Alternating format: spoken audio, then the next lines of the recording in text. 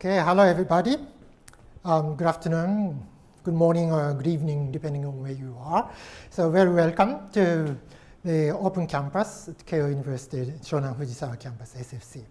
So today we are doing a one-day Open Campus, and you can see some lectures like this one and other orientation sessions as well. So I hope you enjoy the day. So I'm going to talk about Japan in the world, global Japan versus Japan first. So my name is Michito Tsuruoka. I'm teaching here at Shonan Fujisawa Campus, the Faculty of Policy Management. I'm mainly working on international security issues and international politics and European politics and those issues. I'm doing research and also I'm teaching. So foreign policy analysis or role of nuclear weapons and these courses are also I'm teaching here. So today we have 30 minutes.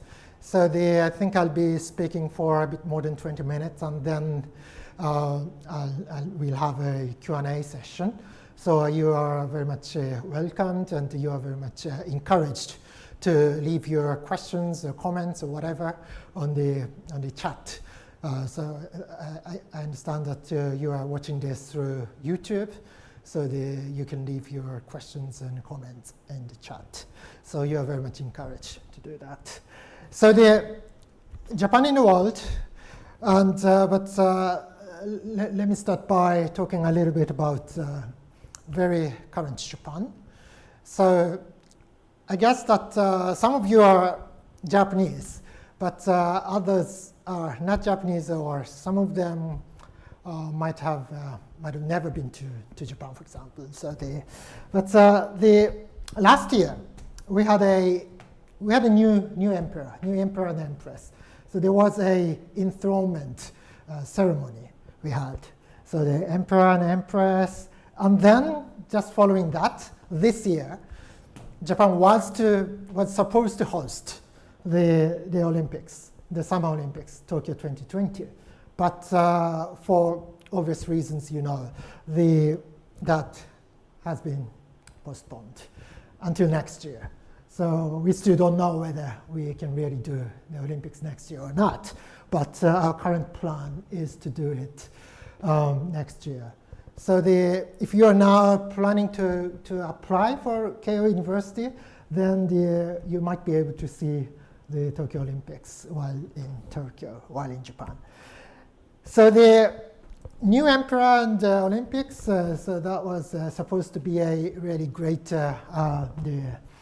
succession of events, but because of COVID-19, so the things are very, very messy right now, and our campus as well. I'm today talking from the campus, so you see this not quite fancy, but typical Japanese classroom. So I very much hope that we can meet at the campus next year. So okay, so this is an outline of what we are going to talk about. So as a sort of introduction, we're going to talk a little bit about security environment in Northeast Asia, and then the second and third item. That's exactly the sort of the core topic of what I wanted to talk about. So the Global Japan Camp and Japan First Camp. So these are the two camps having different conceptions and different ideas about Japan's international role and Japan's international engagement, Japan's foreign security policy. So my point is that these two camps are battling with each other on a daily basis. So this is what we are going to talk about. But first, let me start by saying a little bit about Northeast Asia. I think some of you are quite familiar with this picture. This is Northeast Asia. So it's a quite extraordinary region because it's really crowded, and there are many major powers. So of course, today's focus is Japan, and of course you have China, South Korea, Republic of Korea, ROK, and DPRK, North Korea, And also don't forget that Russia is also a resident power in Northeast Asia. And we cannot see the United States here in this map, but the US is here, and US is also a resident power in Northeast Asia because of the US-Japan alliance and the US-South Korea alliance. So US is very much a resident power, sort of permanent player in this region. So and looking at the more security and strategic side of this, you see three nuclear powers, three countries having nuclear powers and nuclear weapons. So the United States, Russia, and China. So these are recognized, NPT recognized, meaning that some of you may know that there is a treaty called the Non-Proliferation Treaty, NPT, which allows only 5 countries in the world to have nuclear weapons. So out of 5, there are 3 in this region. So US, Russia, and China, and also DPRK, North Korea. While it's not a NPT recognized legitimate nuclear power, but everyone believes that they have nuclear weapons. So the 3 plus 1, so in total, of course, 4 countries having nuclear weapons.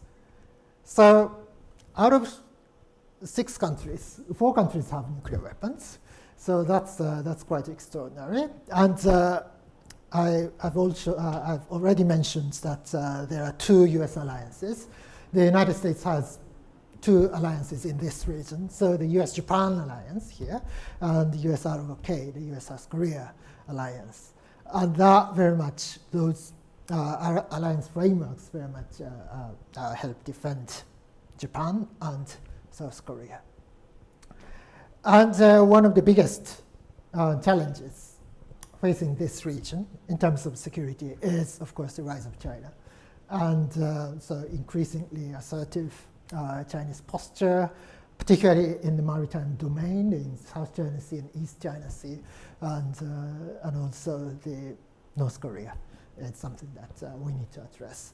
So the reason why I started with this is that in terms of thinking about Japan's foreign policy or Japan's international engagement, of course, the very basic and fundamental fact is that the Japanese perception that the security environment surrounding Japan is getting worse, getting more difficult, getting more dangerous, which means that Japan needs to address and Japan needs to adapt to those the ever-changing, increasingly difficult security challenges and security environments surrounding Japan.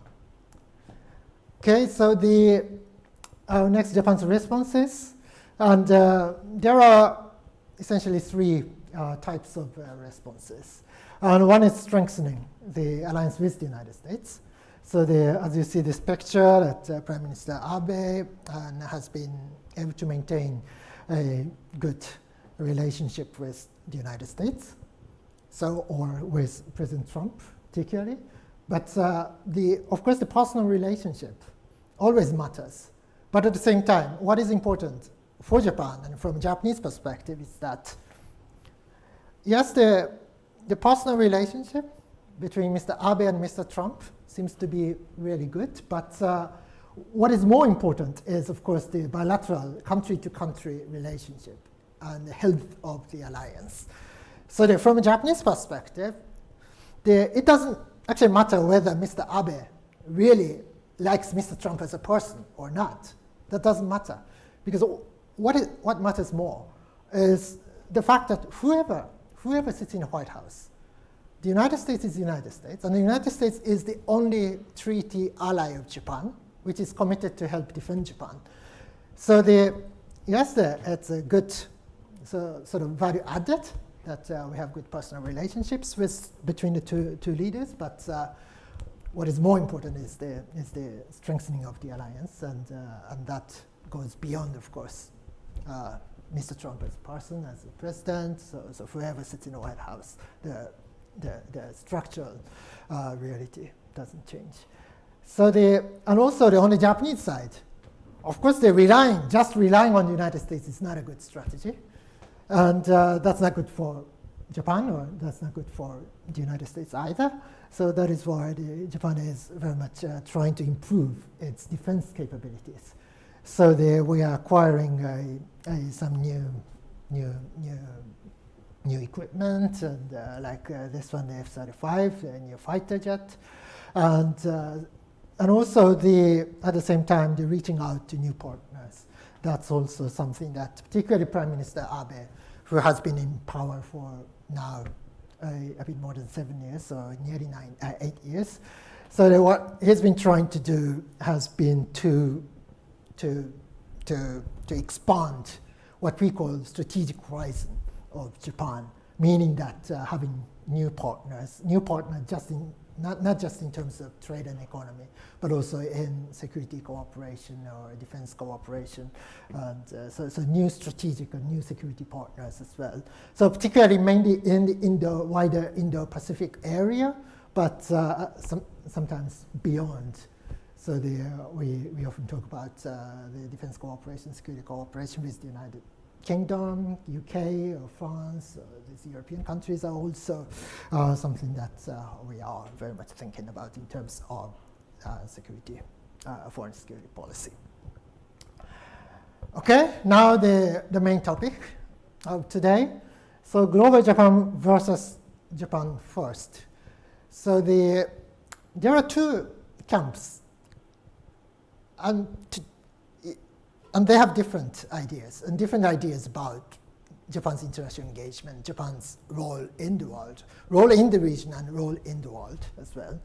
So the first, we are going to look at Japan First camp. So I talked a little bit about the fact that security environment surrounding Japan is getting worse. Okay, that's the sort of a starting point for them. And I think this is something that the global Japan camp also shares. But anyway, so their point is that the defense resources and capabilities are limited. Therefore, Japan needs to concentrate its efforts on the most immediate security challenges. And one of the great examples of most immediate security challenges from a Japanese perspective is this, the Senkaku Islands in the East China Sea. So the Japanese claims that it's part of the inherent territory of Japan. We understand that China has a different idea, but the point is that those people argue that we are very busy. We are very busy dealing with immediate security challenges, particularly the East China Sea and North Korea. So addressing the ballistic missile threats from North Korea. So the Senkaku Islands in East China Sea and North Korea, and two challenges, and that's enough. So they argue that we don't have any spare power to do other things. So that is why they argue that we need to concentrate our defense resources and capabilities on those very immediate, most important, most pressing challenges. Then concentrating our resources on those issues, then that's it. That's essentially what they argue. So no spare power, so they no need to talk about other players and other new partners. So and their point is that defending the territory, defending the country, defending the people, defending the country is their first priority, and for that they believe that they need to concentrate all the resources on top two challenges, East China Sea and North Korea. The global Japan camp, they have a bit different idea. Of course, the security environment is worsening. That's something they share with the Japan First camp. But at the same time, their point is that the Japan's security and prosperity are affected by what takes place in other parts of the world. This is a very important point. So of course, what takes place in this region, Northeast Asia, yes, that matters a lot, for sure. And we are very much affected, directly affected by what takes place in China or what takes place in North Korea, what China does and what North Korea does. Yes, those things affect Japan in a very, very direct way. But that's not the whole story. That's what they argue. So we are affected also by what takes place in faraway places, like what takes place in Ukraine, what takes place in Belarus, or what takes place in the Middle East, Syria, or Libya. There are so many examples. And those are also something, they believe, that Japan needs to think about for Japan to defend its interest, for Japan to maintain its prosperity and security. So one good example of this is that some of you might have heard of US pivot to Asia. That was a new sort of strategic shift under the Obama administration. So before Trump administration, and there was Obama administration. And Obama administration started at the time what was called pivot to Asia. Around 2011 and 2012, they started this pivot to Asia. And their explanation at the time was that now Asia is becoming more important, we need to pay more attention to Asia. Yes, that's quite clear argument. We don't need to doubt that, but we need to think about why. Why at that time? Why in 2011 or why in 2012? US suddenly decided to pay more attention to Asia. China rose, China's rise started suddenly during that period? I don't quite think so. China's rise started much earlier than that.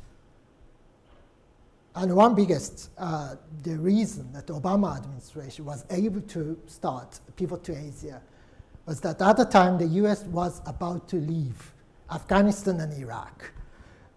So the commitment, operational commitment to Afghanistan after 9/11 and to Iraq since the Iraq war, and the US during in the period 2011 or 2012, 2013, the US was about to leave, about to end those operations in Afghanistan and Iraq. So the US was finally able to pay more attention to Asia because they were supposed to be, at that time they were supposed to end or decrease substantially the operational commitments to the Middle East, particularly Iraq and Afghanistan. So those things we have to think about as well, because if you are only interested in Asia, yeah, that's fine. Particularly if you're Japanese or if you have some sort of background, then it's quite legitimate for you to study Asia. And here at this campus as well, there are some great faculty members who are working on Asia Pacific or Indo-Pacific issues. That's great.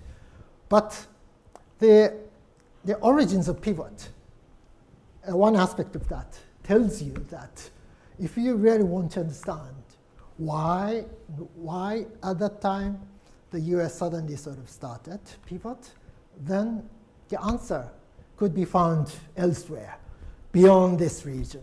And that often happens.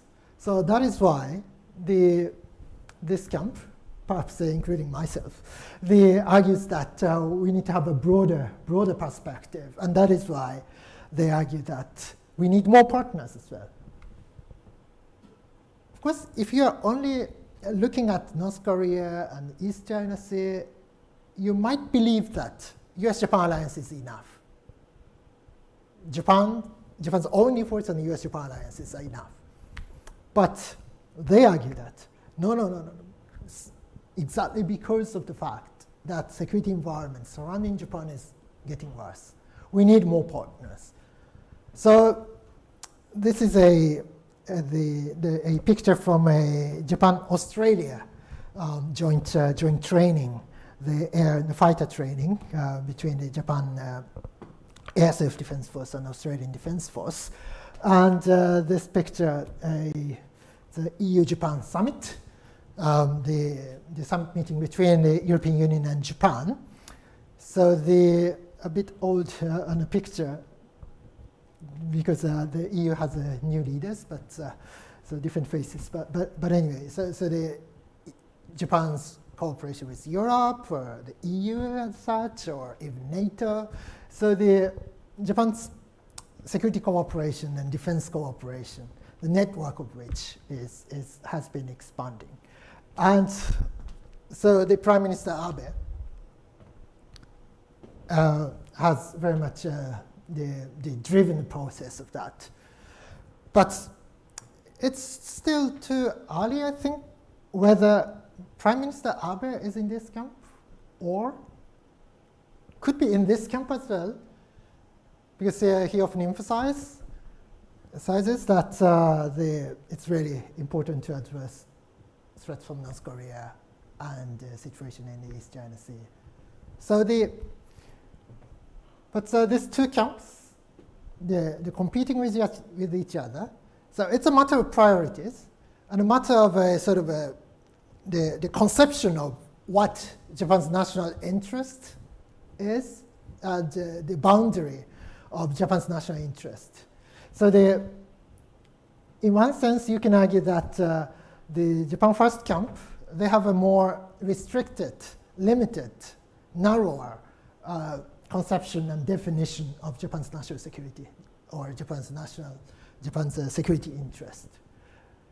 Whereas the Global Japan camp, they have a wider conception, a wider definition of Japan's security interest or Japan's national interest. So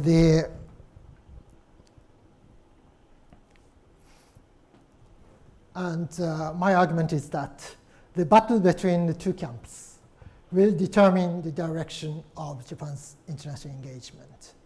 So nothing is given, because this is an ongoing battle, policy battle. So if you are interested in studying international politics or Japan's foreign security policy, then you are very much welcome to join this debate. And and then your participation or your ideas, it's quite likely that you're going to have impact on the direction of this battle, because which will win? That's what we don't know. It's a daily ongoing battle. So if you believe that Japan needs to have a wider conception of interests and a wider network of partners, then you are very much welcome to join this camp. But at the same time, it's very legitimate that you think that, no, Japan's resources are limited. We need to concentrate all our resources and capabilities to very immediate, very direct threats. Yeah, this is also a legitimate position. Yeah, so it's not a zero-sum game. So we always have both elements from the Japan First camp and Global Japan camp.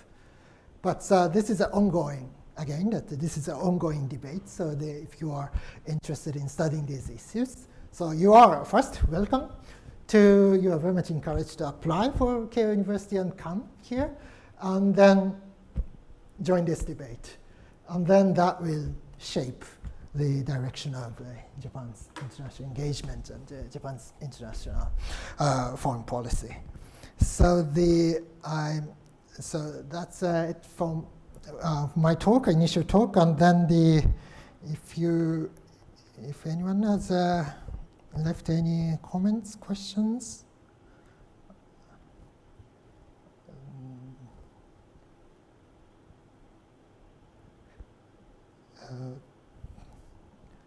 Sorry,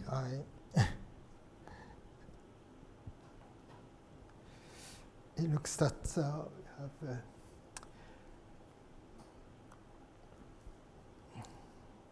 no. Oh, why I got interested in international politics. That's a very fundamental question.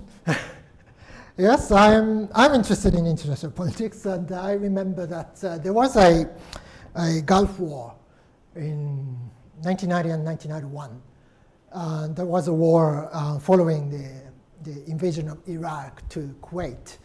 So now often called the First Iraq War, and officially it's called the Gulf War. And at the time I was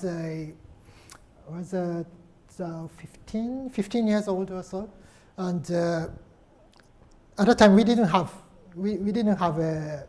internet, so the information, the only source of information on what was going on there, the Gulf War, the Gulf crisis situation, it was a TV news program or newspapers. So I was watching a TV news program every day and night, and then I got quite interested in that, and because of that, first I got very much interested in American politics and U.S. foreign policy. But somehow later I found that there are other interesting countries other than the United States, in addition to the United States. So I sort of moved from my interest in the U.S. to Europe. So so despite the fact that today I talked about Japan, but my sort of the academic background is European studies, and so I sort of moved, not completely, but sort of pivoted from the United States to Europe. Yes, and also GIGA, there's a question on GIGA program. Yes, I'm teaching a GIGA course as well. And as for more details about the GIGA program, I understand that there is a Q&A session after this lecture. So in 30 minutes time, I guess, from 4 o'clock in Japan time. So of course it depends on where you are, but in Japan time, from 4 o'clock, you have a chance to ask questions to current students. So for English session, I guess that there are GIGA students coming. So I think you have a chance to ask question.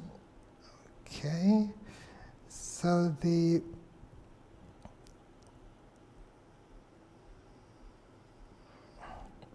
how can we have an unbiased view of a country? Oh, that's really a great question. So in this kind of talk, I always try to be, I wouldn't say neutral, but I try not to be too biased. I don't claim that I'm 100% impartial, or it's just impossible. But always trying to be unbiased and trying to be impartial.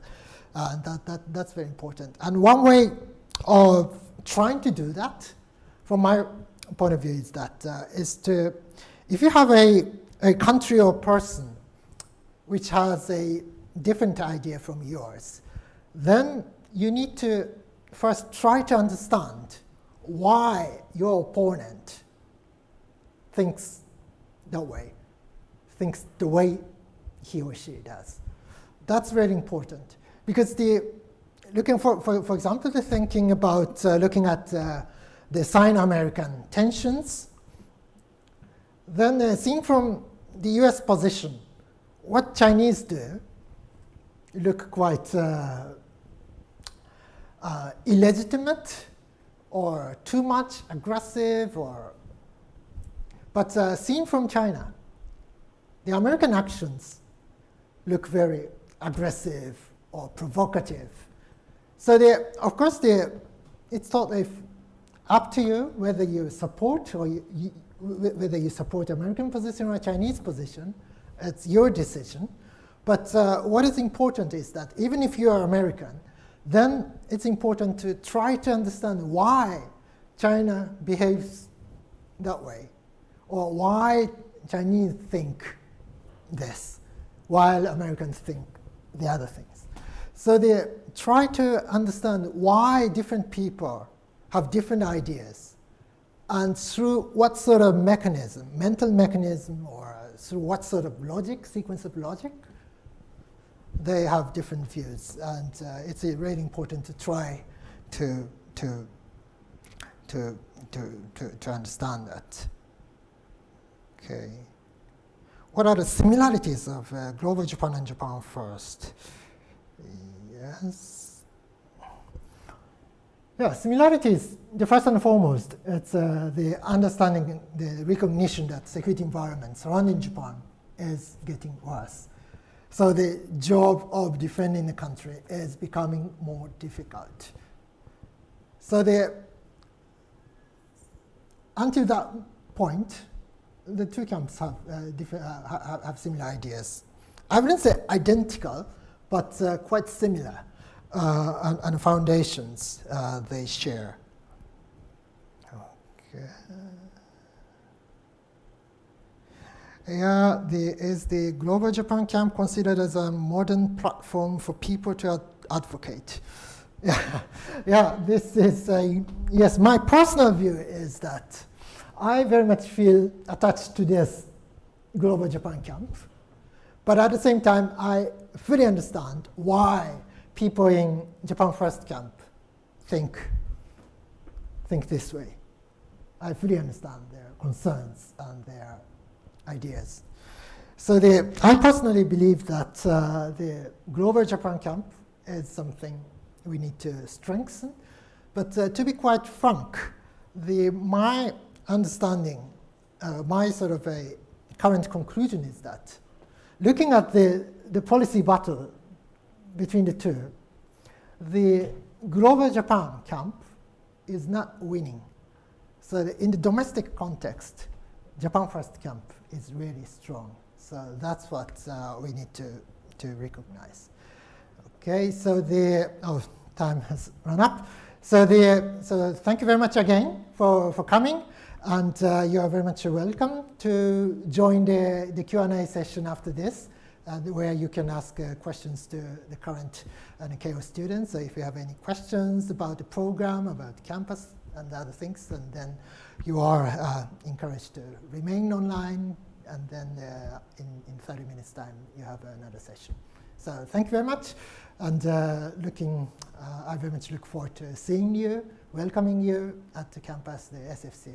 Thank you very much. Thank you. Bye-bye.